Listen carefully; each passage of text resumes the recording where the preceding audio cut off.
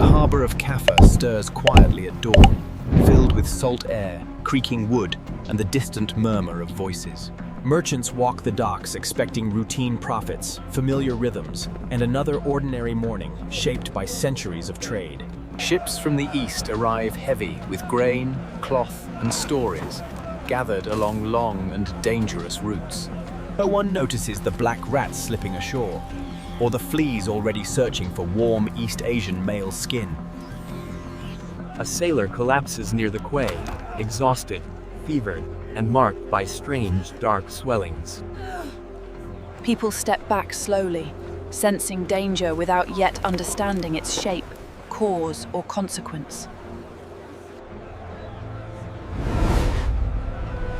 In this quiet moment, Europe's future begins to shift. We are in the middle of the 14th century, in a world bound together by trade, faith, and labor. European cities grow denser each year, their streets narrowing as populations press inward behind protective walls. Ports like Kaffa serve as vital gateways linking Asia, the Middle East, and the European continent. The Silk Road connects distant regions, carrying silk, spices, metals, and grain across vast landscapes. Merchants and sailors move constantly, sustaining economies and shaping urban life across continents. Medieval cities, however, remain vulnerable places with limited sanitation and little understanding of infectious disease. Waste gathers in streets, animals live close to people, and grain stores attract rodents in great numbers. Historians believe a deadly disease circulated across Central Asia years before reaching European shores. Carried by fleas living on rodents, the illness followed the same path as merchants and armies. By the 1340s, these invisible connections carried more than goods into Europe's busiest ports. Walk now through your European city during a lengthy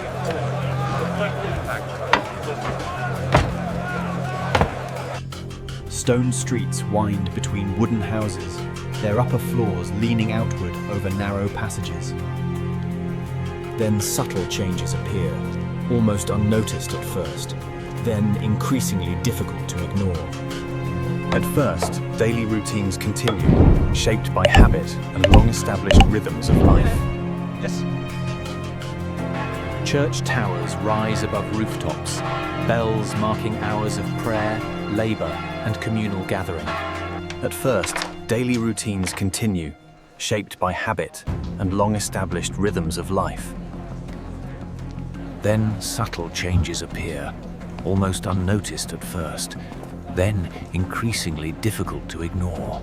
People linger less in public spaces, and conversations grow shorter and more guarded.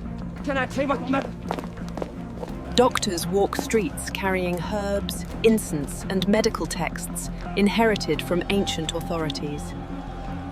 Markets fill central squares with animals, shouting vendors, and the constant movement of bodies. Soon, painful swellings appear in the groin, neck, or armpits, alarming families and neighbors alike. The illness often begins quietly, with fever, fatigue, and headaches mistaken for common sickness. Records suggest multiple forms of plague spread simultaneously, complicating understanding and response. In crowded homes and narrow streets, infection moves faster than fear can contain it.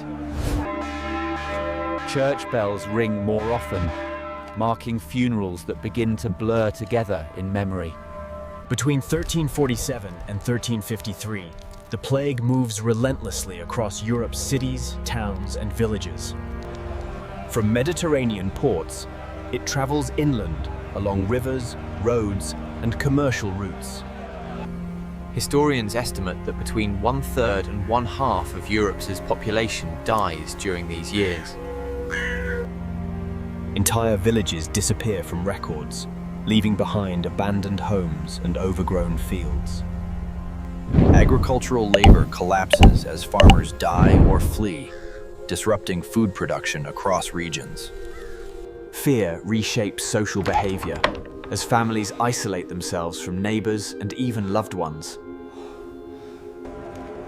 Contemporary accounts describe people abandoning the sick, driven by terror rather than cruelty.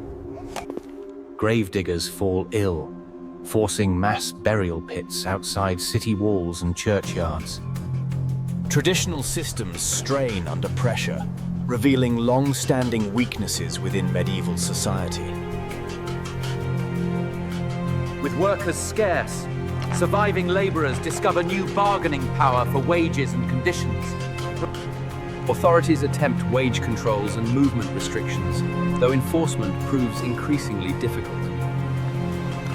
Some cities shrink permanently, while others rebuild cautiously after the plague recedes.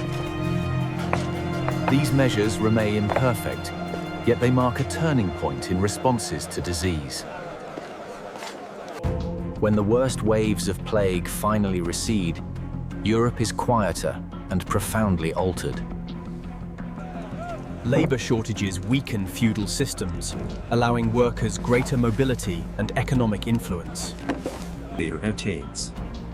Cities gain power as centers of trade, craft, and administration. Cultural expression reflects trauma, emphasizing mortality, time, and the fragility of human life.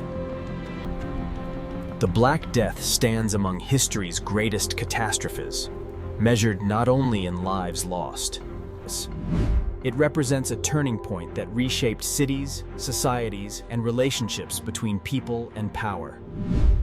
Through restored streets and reconstructed spaces, we glimpse the world that endured this transformation.